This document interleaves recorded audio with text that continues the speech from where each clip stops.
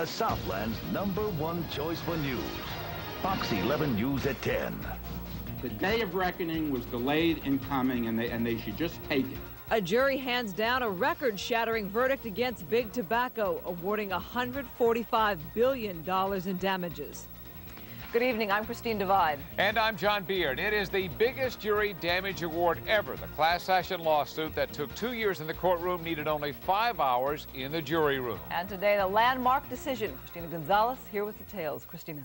Christine, John, it is no surprise the jury in Florida returned asking for damages, but the amount is staggering. So much so that Judge Robert Kay even chuckled, saying there's a lot of zeros there. Jurors entering the courtroom. The jury took less than 5 hours to decide on punitive damages against tobacco companies. Philip Morris Incorporated, $73,960 million. The amounts are huge. Philip Morris, $73.96 billion. R.J. Reynolds, $36.28 billion. Brown and Williamson, $17.59 billion. And it goes on for a total of almost $145 billion. The round of hugs in the courtroom was followed by statements from the plaintiff's attorneys. This was never only about money. This was about showing these companies up for what they really are. The tobacco companies plan to appeal. If there ever comes a day that this judgment does become final, I can truly predict and tell you that every one of these 5 companies will be out of business. Frank Amodeo is one of 3 Florida smokers chosen to represent all plaintiffs during the trial. He was diagnosed with throat cancer in the 80s. I think it sends a message. 40 or 50 years of what they've been doing. To me, hundreds of thousands of other people like me. I'm lucky. I'm still alive. Now, how likely is it that the tobacco companies will actually pay out all that money? Unlikely, say several experts, at least for years. First, there's the appeals process, and then the Florida court system, where it could take years to decide on the amount for each of those plaintiffs' cases. There's something like over 700,000 of them, John. All right, Christina, thanks. Another big verdict today. A jury in Waco, Texas says the U.S. government is not responsible for the deaths of 80 Branch Davidians. Surviving Davidians and family members filed a $675 million wrongful death lawsuit claiming the government was to blame for dozens of deaths in the fiery end to the 1993 siege. The federal judge will take the jury's findings into consideration and render a final verdict as early as next month. Police are calling it a brazen attack. 2 men rob a Las Vegas casino. The entire ordeal caught on surveillance tape. It happened at Treasure Island on Wednesday night. 1 second, everything's fine. The next second, chaos. People diving under tables and running for cover. We heard everybody start running and everybody started getting on the ground. And we were, just in a panic. We didn't know what was happening. 2 gunmen came charging in. They jumped over the casino's main cashier cage and started pulling money out of a drawer. On the left, you can see a cashier terrorized, crouching on the floor. Seconds later, after the robbers collected all the cash they could carry, they jumped back over the counter and took off. It's kind of scary. There was people crying. A lot of women in there were crying, and I guess it scared them. The 2 robbers are accused of assaulting a security guard and a cashier. They escaped with an unknown amount of cash. The day after 2 deadly crashes in the Antelope Valley, another major accident. A small bus overturned in Lancaster after colliding with a Cadillac this afternoon. A dozen mentally disabled adults riding in the bus and 2 people in the car were hurt. All but one of the injuries are minor. Another freak accident, this one in Huntington Beach, leaves a man trapped in his van after it slams into an office building. Bernard Gonzalez has the rescue. A frantic but cautious race against time. Rescuers trying to save a man trapped in this van that crashed into a building in Huntington Beach. Miguel Vieira was inside having a cup of coffee just a few feet from where the van hit. I thought it was an earthquake. And then I came out this way and I saw him already sticking in the house right there. A middle-aged man stuck behind the wheel, pinned in the wreckage. Getting to him wasn't going to be easy. In order for rescuers to get the victim out of this van, they actually had to tow it away from the building, because it was embedded into the side of the wall, locking the doors shut. The tow truck moved gingerly to pull the car away from the unstable building, all the while the victim barely clinging to life. He had major trauma all the way throughout the front of his body, as well as legs. He had a partial right amputation of the ankle, major fractures to both legs as well, was trapped. Even before emergency workers got there, Good Samaritan Michael Cook had done his best to help. Wasn't breathing, wasn't moving. Took about 2 minutes, then he started breathing on his own. I saw the blood coming from his neck. Wasn't that bad, so just held his neck. Finally, firefighters freed the man from the wreckage. He was taken by life flight to UCI Medical Center in critical condition. In Huntington Beach, Bernard Gonzalez, Fox 11 News. Quite a scare for some elementary students in Simi Valley. About 100 kids had to be evacuated from Pinecrest School because of a chlorine cloud near a campus pool. 3 dozen students were sickened by the vapor and had to be rushed to hospitals. Worried parents feared the worst. I was just working out of the gym in my lunch period. My wife called me frantic. So I got in the car and drove as far as I could and then ran the rest of the way here. His little girl, along with all the children, are fine tonight. Authorities say the noxious vapor was created when workers mistakenly mixed chlorine and pool acid. An innocent boy caught in the line of fire. An alleged gang shooting ends with the La Puente boy in the hospital. Linda Joyce reports. A little boy airlifted to the hospital with a gunshot wound. 10-year-old Johnny Romo wasn't thinking about danger when he stepped outside Thursday night and was hit by a stray bullet. He just heard some noise and took a look. Then when I get off to shake him, I just saw him, you know, inside. He's screaming and said, "They hitting me, they hitting me." And when I touched him, I saw the blood. 6 shots fired in all by a passenger in a late model Honda. The intended victim, possibly someone in another Honda driving the opposite way. We're getting a hold of our gang units to see if there's any information they may have on the vehicle descriptions or anything of that nature. One bullet went through Johnny's elbow, entered his lower back, and exited his body, miraculously missing all vital organs. I spoke with Johnny while he was in the hospital. He said he was bothered by the tube up his nose. What else can you tell me about what's happening to you? Nothing, I'm just being in the bed. Okay. All right. So they tell me you're going to be okay. And how do you feel? Fine. Detectives will be canvassing the neighborhood, talking to witnesses to see if they can get any more information on who did the shooting. Because in the words of one lieutenant, anytime an innocent child is involved, it affects everyone in law enforcement. Anytime a child's involved, it pulls at the heartstrings, and you tend to just maybe have a little more energy to push. In La Puente, Linda Joyce, Fox 11 News. She was key to a top-secret World War II operation. Today, 80-year-old Marthe Kahn was awarded the Médaille Militaire by the French consul for helping liberate France. During the war, Kahn went behind enemy lines to relay vital messages. We are regrouping and we are going to fight to the death. And that is the information I was able to get to my unit. Kahn says she never told anyone about what she did because she didn't think they'd believe her. She joins the ranks of several French generals and Winston Churchill, who also received this medal for outstanding military service. Wow. Cruisers beware. A new law has gone into effect in West Hollywood, making cruising illegal. So here's how it's going so far, especially along the Sunset Strip. We're going to check in with Ed Lascos, who's live in West Hollywood, to bring us up to date. Ed. And John, Christine, well, it's Friday night, full moon. You know what that means. Yeah, you're right. The strip is jumping. Let's take a quick look around with Bill, our photographer. You've got the Rainbow Bar and Grill. They have a show tonight, so there's been a big crowd over there. The Roxy is jumping as well. And on the street, some other folks. The L.A. County Sheriff's Department, that is the first traffic control point here on the strip. What are they doing? Well, they're very busy marking up cars, marking the license plates on the cars. They enter them into the computer as part of the cruising ordinance. And then they keep an eye on the cars as they go through here. And if you're caught going through a second time, within a 2 to 4 hour period, that's where they hit you with a fine. I want to introduce you to Lieutenant Ken Lefter. Lieutenant, come on in here. We're talking about fines tonight. If you're going through, running the same checkpoint, second time in about 2 to 4 hours, what kind of money you're looking at? First one is a $100 fine, the second is $200, and the third is $500. And obviously the point is, in the evenings, the strip can get very tight, very congested. You want to cut down on a lot of the intersections being jammed by the traffic. Well, it's not only that, it's we have, you know, the whole Sunset Strip is a mecca of entertainment. The people that would legitimately like to come here and utilize the clubs and the restaurants, they can't get here. There are people that live above the Sunset Strip that have very expensive homes, they can't get home. And also, I noticed you've got some cars already pulled over on the side here of Sunset. At this point, obviously, we aren't doing any of the cruising citations as yet. These are vehicle code violations. Probably most of these have to do with no front license plate or something. And of course, the bottom line, too, is if you have some emergency personnel, emergency rescue vehicles you've got to get through here, you don't want it tied up with traffic. Yeah, it's a very good point. It becomes so congested that ambulances and fire trucks, you can't navigate the strip at all. Okay, Lieutenant, thanks for stopping by. Have a safe night. Take care. So there it is. A lot of folks finding out the hard way about the new ordinance, and if they're caught cruising, it's going to cost them a couple of $100. For now, we're live. Sunset Strip, West Hollywood. I'm Ed Lascaux. Christine, John. All right. Thanks, Ed.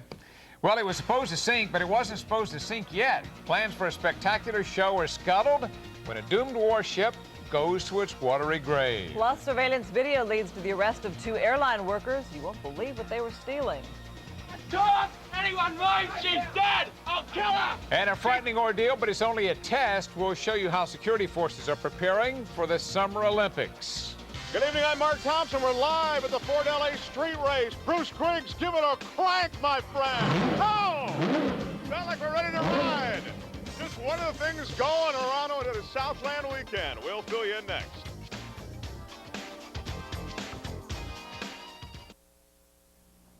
Two Florida airline workers are behind bars tonight thanks to this surveillance video. Investigators say the tape shows 2 Sky Chef employees stealing alcohol off of planes at the Miami airport. Then they stashed the stuff in their homes. 800 bottles. That's about $100,000 worth of booze. Police say the 2 suspects would then, of course, sell the liquor. Everything was ship-shape for a sinking party at Mission Beach tomorrow, but now the party's off. Earthman David Garcia shows us the spirits of the partiers aren't the only thing that sank. Talk about a bummer. In the dead of night, the Yukon suddenly starts taking on water. "You sunk my battleship," says the banner, as the ship goes to its watery grave. It had already been towed outside San Diego Harbor for a big buck scuttling ceremony.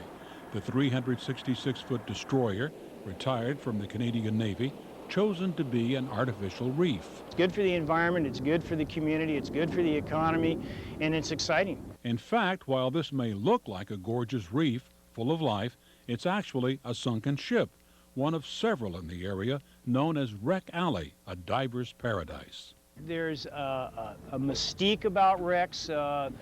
It reaches in, it grabs the very soul of a diver. Just how good it is for the environment is another question. Should we be adding more wreckage to what's already there? Too late for the Yukon, too early for the big sinking party. And even though by accident, the ship went down exactly where it was supposed to. I'm David Garcia, Fox 11 News. A hoax by a Glendale man on the Howard Stern show has backfired. Police in Hawthorne want Stern to give them copies of a show in which a caller from California claims to have killed dozens of cats. They're interested because of recent cat mutilations in their city. Now the caller says it was all just a very bad joke. I'm definitely not encouraging people to do this, and I'm not a cat killer, and I'm not telling people to go out and actually do this. This is just entertainment. You know, some people think what I do is completely sick. Harry Berberian says the controversy has probably cost him a job. He was a freelance producer for the Stern show. He has been keeping L.A. safe and solving Southland homicides since 1971. Today, the LAPD said goodbye to retiring detective John Munguia. Still have pending, but a lot has changed since the first time he wore his LAPD badge. Officers now have walkie-talkies, computers, and a lot of statistics. I think we're getting bogged down with too much paperwork right now and nowadays, and it doesn't afford you the time to get out there and really do some good investigations because of all the paperwork involved. And there was more paperwork for Munguia today, his last day on the job. Then he had to turn in his badge. It will later be returned to him with a retirement banner. Big birthday bash today for pioneer anchorman George Putnam. The broadcasting legend celebrated his 86th birthday with a live broadcast of his radio show from the Museum of Television and Radio. This day also marks exactly 66 days of broadcasting for Putnam, who reported and anchored for many years here at KTTV. Former presidential candidate Elizabeth Dole is in Los Angeles, campaigning for George Bush and trying to attract more Latinos to the Republican Party. Dole spoke to the Southwest Voter Registration Project, promising big changes to the INS if Bush is elected president. He wants to change the climate of the INS, divide it, separated into an enforcement arm and then into an immigration arm that will welcome new immigrants, welcome new Americans. Since ending her own campaign, Dole is on the short list of candidates for vice president. Mark Thompson out and about tonight on this Friday night, having some fun. Mark? The LA street race. Now, there are so many events in NASCAR. Bill Burke, how many events are there? 2,400 NASCAR events a year. But the LA street race has... It's the only street race in America that NASCAR runs. I mean, it really seems remarkable, and it's really something. They've got much of downtown LA sort of blocked off, although it's interesting you do it in such a way that you've blocked off a minimal amount of the city. Well, actually, Figueroa is the only major street that we have blocked off, so it's only for one block, so we really did it as well as we could. Yeah. Now, tell me, you guys get cranked up early tomorrow morning, I know. Racing As you see you can see the crews working through the night. Let me tell you, here. racing starts 7:30 tomorrow morning, runs all day till 3:30. Gates open at 8 a.m. on Sunday. It's the NASCAR finals. Going to be a lot of bumping and grinding. I saw one of these beautiful Porsches turn over, flip over today, and rip it apart. You need to talk to some of these drivers. You're so happy. It's so happy. Don't you feel good when he talks about a Porsche flipping over and it's got now. It's Robert Stefanski, is it? Robert Stefanowicz. Stefanowicz, I was called. Robert, you're a new driver, but what is your track record? Tell everyone your track record. So far for the year, our unsponsored number 67 Porsche is 9 wins and 2 second-place finishes. We hope to win here as well. Good luck. Nice Thank to talk to you. Quickly, some weather. I must tell you that the weekend will be fabulous. In fact, as you look at today, you can see we began the warm-up we spoke of.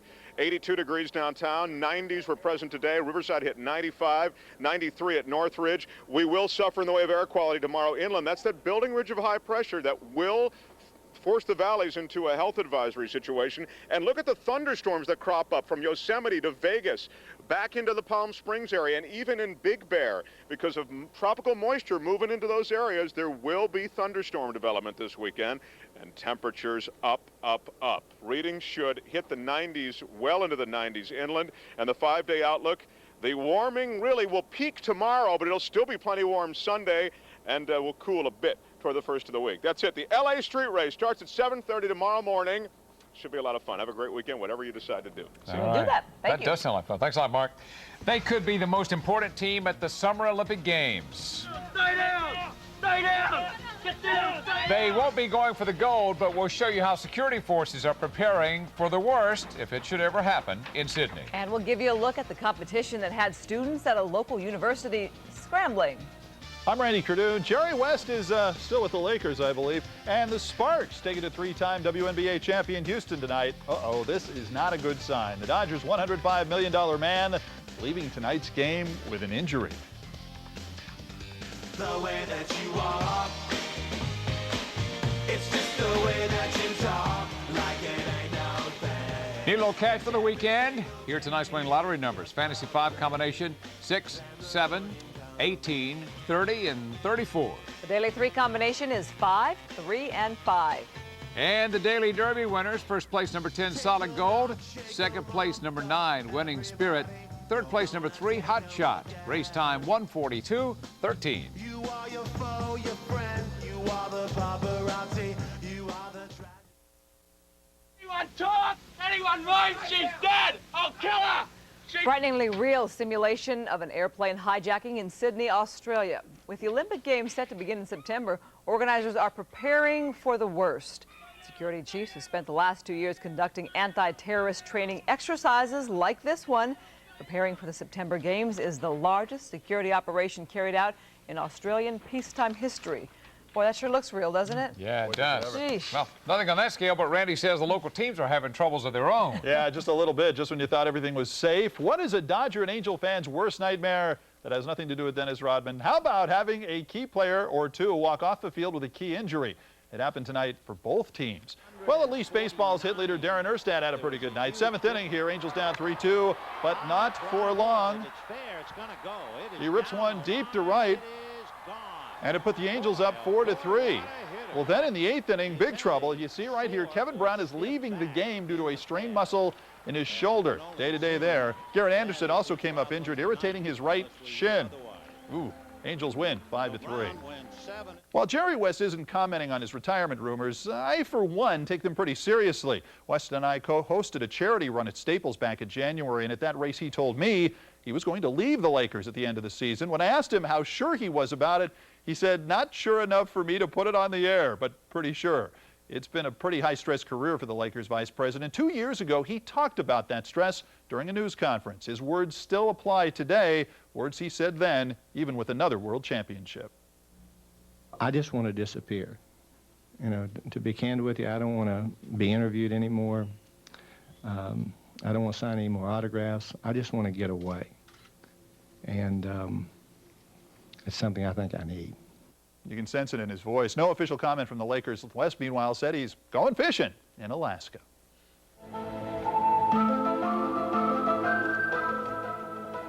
And you thought Around the World in 80 Days was just a movie? A really old movie? You know how much I love classic cars. Well, take a look at the only American car entered in this race, a 1949 Buick Woody wagon. The race follows Marco Polo's route across Europe and Asia. I'm not sure which is more amazing, that old cars survived this race or that this 49 Buick survived this race. Wow. All right, the Sparks beat Houston tonight, and they trail the Comets by just one game. Don't forget, Dodgers and Angels right here on Fox 11 tomorrow at 1 p.m., followed by Fox Extra Innings. All right. Well, you can't lose there. Thanks, Thank Randy. you. Southland students in a messy experiment. I prefer no paper. Hey, Skip! This is no college prank. We'll tell you about the competition that had eggs dropping on a local campus.